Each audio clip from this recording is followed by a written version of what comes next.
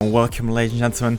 Today our topic is all about esports, and before I want to start with talking about esports, I want to point out that today there will be a beta, a closed beta, or more like a playtest for 3 hours, and that will happen 1 hour after I upload this video, so 9 PM Central European Time or 8 PM Greenwich Time, wherever you live. Right now I have signed an NDA, so I can't stream the game, nor can I upload videos on YouTube about the game. So the only thing I can do right now is play the game and test it, and also report bugs. When there will be news, when there is more about Planetside Arena, I can tell you, I will show you, and I will also tweet that out, of course. So follow me at Fay1_TV or join my Discord, and all the links are down below. But let's get into the topic. Because esports is a booming business. Me personally, I love to watch esports. Not only the bigger games like, for example, Call of Duty, League of Legends, but also the smaller games. What makes esports so beautiful to me is that it gets a lot of grown-up people together to play games on a competitive level. How often do you see that nowadays? Actually, you see that a lot, so this is booming business, this is the future. This will be an Olympic sport in the future. That's how important it's gonna be. And my question, I ask myself, is Planetside Arena getting a little part of that esport future? I don't want to ruin your dreams, but Planetside Arena will never become an Olympic sport. Not because it won't become a popular game, but just because it's a first-person shooter. The only games that will be played on Olympic Games in the future will probably be games like FIFA or similar sport games. Personally, I think it's pretty strange you can't do shooters on the Olympics, because what right now happens on the Winter Olympics are the biathlon matches.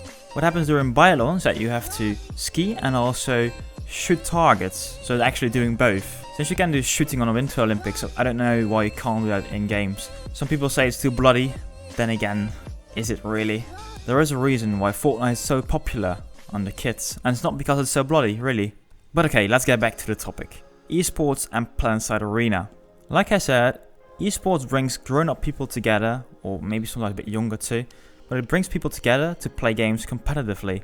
Also, it's a good platform just to watch games. When the amateurs are playing football, it's not really that popular, but when the real big clubs like FC Barcelona, Arsenal, Manchester City, FC Bayern, when those teams are playing, millions and millions of people are watching television or on a tablet, seeing 22 people just kick a ball, or maybe sometimes catch a ball. What happens with esports is millions and millions of people watch other people click mouses and press W buttons. It's a strange concept, but it is still really fun to watch. When Shroud played for Cloud9, it was just lovely to see him hit those crazy headshots with an AK in Counter-Strike Global Offensive. But can Planetside Arena have a similar future?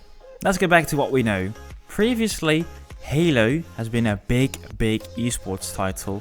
A lot of professionals were really playing and training to win Halo tournaments. Even the biggest Twitch streamer in the world has a history in Halo. However, lately, Halo isn't what it used to be in its glory days.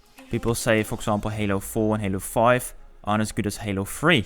So what happened? The Halo scene died down a little bit. Still, a lot of people are playing Halo competitively, but it doesn't get the same viewer base.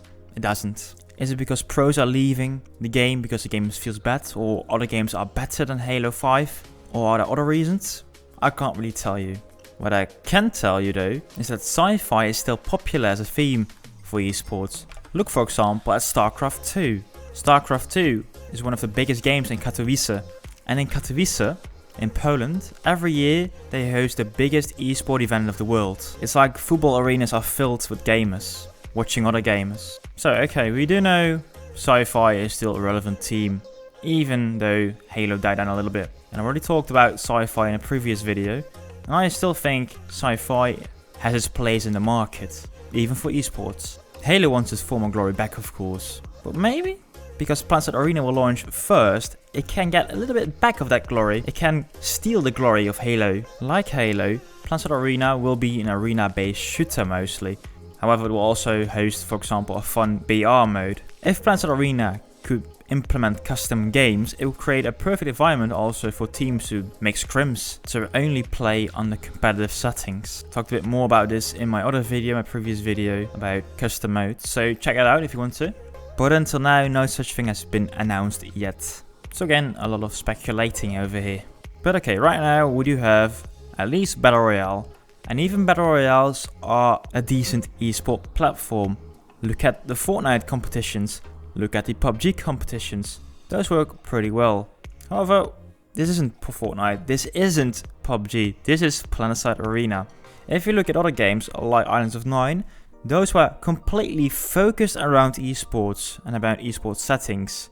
Islands of Nine became a huge disappointment.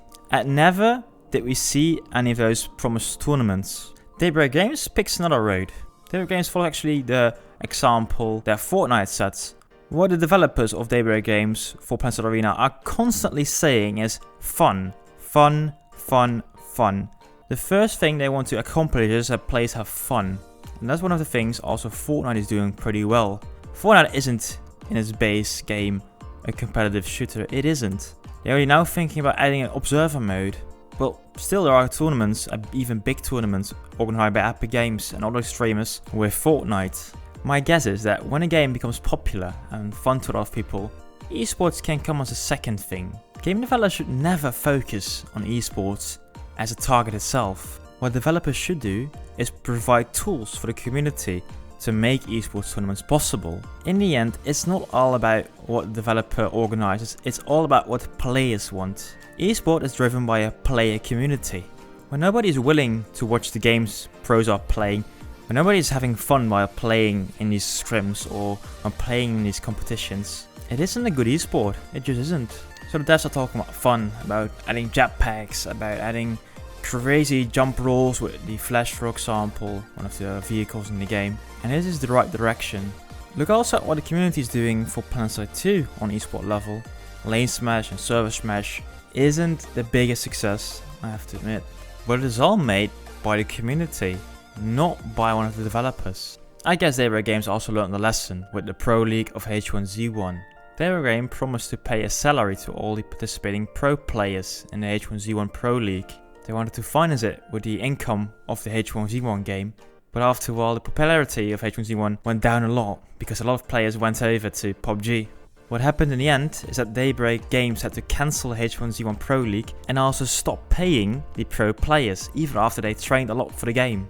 There was a lot of debate about this move from Daybreak Games, if it was good, if it was hurting their reputation.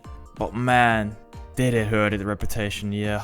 They don't want another debacle like that one. So this time they focus on the fun part. They wanted the path of Fortnite. Now we'll see. A game doesn't need esports to become fun.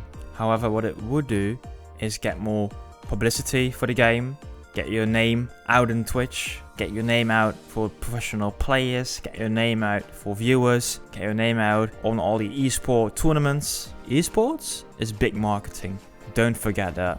And also for players like me, who actually do want to be a bit more competitive from time to time. Even on amateur level, it is really fun to participate in tournaments. It gives players a reason to train a bit more, to play a bit more. That's just amazing. It's even cooler if those games are streamed so you can watch yourself back afterwards. Me personally, I've been hosting LAN tournaments for over 5 years right now. It has not been an FPS shooter, no. The tournaments I hosted were Age of Empires related. And yes, I played a lot of Age of Empires back in the days. This game was released in 1997 and still has an active following, even for esports. And one thing which has completely baffled me is the Farming Simulator Esport League with even a 250,000k harvest prize pot. It's amazing. If even a farming simulator can host tournaments, then why can't, for example, Planetside Arena become that esport title? I don't really think they are taking the right measures right now to become a fun game. And maybe afterwards, if the community likes to become more competitive, if pro players decide to start playing Planetside Arena, it can happen. And also it can become really popular. Maybe for example Ninja, which has a background in Halo, does like the sci-fi setting, especially since Fortnite right now has a lot of more dull updates. Maybe this feels refreshing for those players who actually were playing professional Halo but decided to move on. Not only Ninja, but all the other players too. Right from the get-go, no esports. Not even a chance. But I think it is possible with a good observer mode, with a good community, but most importantly, it needs to be popular. It does need to be popular. Without players, Without community, no esports. And I do think there's a good baseline for Planetside Arena Esport. But the game needs to prove itself first, and then we'll see. What do you think? Do you also like to watch esport? Do you maybe participate in esport from time to time? Or would you like to see more competitive Planetside? Just let me know in the comments what you think about it. And then I will see you soon with some more content.